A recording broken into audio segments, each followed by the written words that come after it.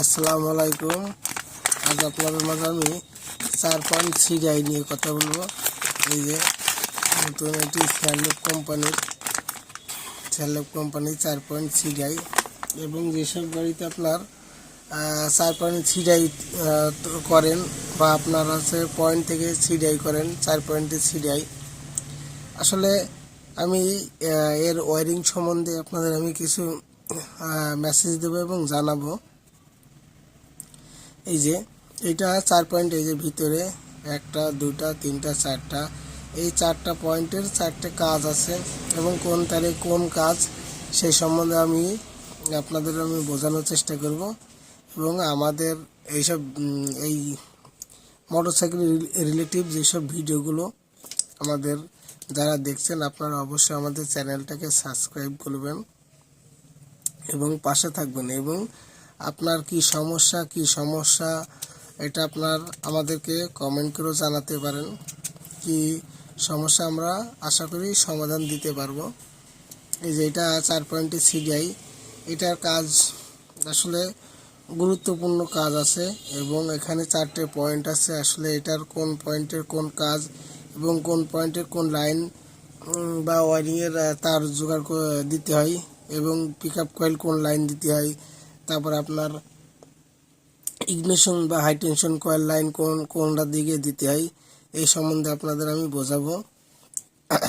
যেমন আপনাদের আমি একটা জিনিস বোঝাই, যেমন মনে করেন যে আপনার এখানে 4টে তার আছে। এটা আছে মূলত আপনার এসি সিডিআই নাই, এটা আছে আপনার ডিসি সিডিআই বলে। এই ডিসি সিডিআই আপনার আবার গাড়ি স্টার্ট হতে হলে অবশ্যই আপনার ব্যাটারি এবং প্লাস রেকটিফায়ার বা যেটা গাড়ি চার্জার সেটা অবশ্যই ভালো হতে হবে। না হওয়ার কারণে আপনার যদি সিডিআই রেকটিফায়ার অথবা ব্যাটারি যদি না ভালো হয়, তার কারণে কিন্তু আপনার কারেন্ট দেবে না।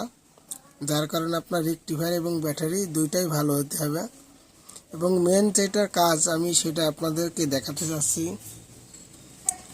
এই যে এটা আছে,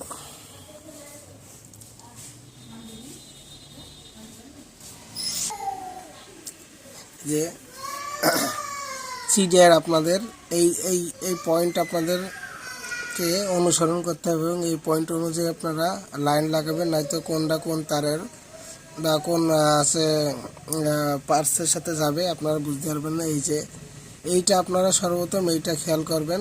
ওইটা খেয়াল করার পর এইটার এই সাইডের এই যে নিচেরটা একেবারে নিচে, এইটা আপনারা এই যে এক কথায় এই পয়েন্টটা, এটা আপনার 12 ভোল্ট বা ব্যাটারি লাইন, একদম চাবি সুইচ থেকে যে লাইনটা আপনার আসে সেই লাইনটা আপনার এখানে দিতে হবে।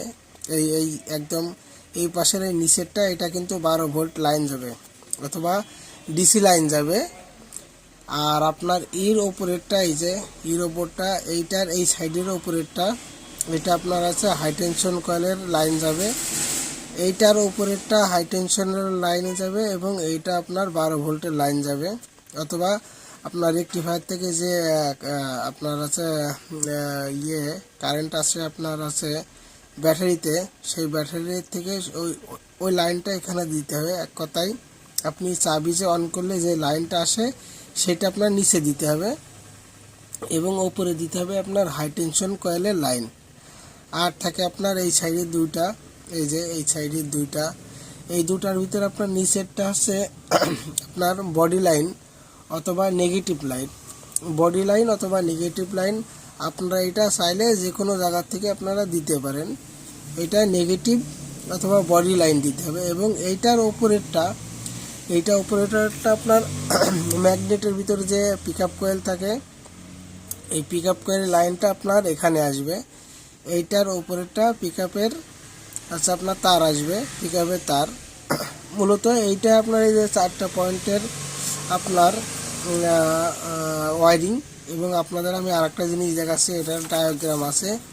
যেমন আপনার মনে করেন যে এইটার নিচেরটা আপনার আছে ব্যাটারি লাইন এবং এইটার উপরেরটা আপনার আছে ইগনিশন কয়েল, যা আপনার হাই টেনশন কয়েল বলে। এবং এইটার এই পাশের উপরেরটা, এইটা আপনার আছে পিক আপ কয়েলের লাইন, এটা পিক আপ কয়েলের লাইন আসবে এবং এইটা আপনার নিচের এইটা উপরের থেকে নিচের এইটা আপনার আছে নেগেটিভ লাইন অথবা ব্যাটারির আছে নেগেটিভ পয়েন্ট। এইটা দিলেই আপনারা এই যে ব্যাটারির বা আপনার এই সিডিআই কাজ করবে। এবং এই লাইন যদি আপনারা সঠিকভাবে না দেন তা আপনার সিডিআইয়ে কাজ করবে না। এইভাবে আপনারা সকলেই এই 4 পয়েন্ট সিডিআইয়ের কাজ করতে পারেন। ধন্যবাদ। আমাদের ভিডিওটি যদি ভালো লেগে থাকে অবশ্যই আমাদের চ্যানেলটি সাবস্ক্রাইব করবেন এবং ফলো করে রাখবেন। ধন্যবাদ।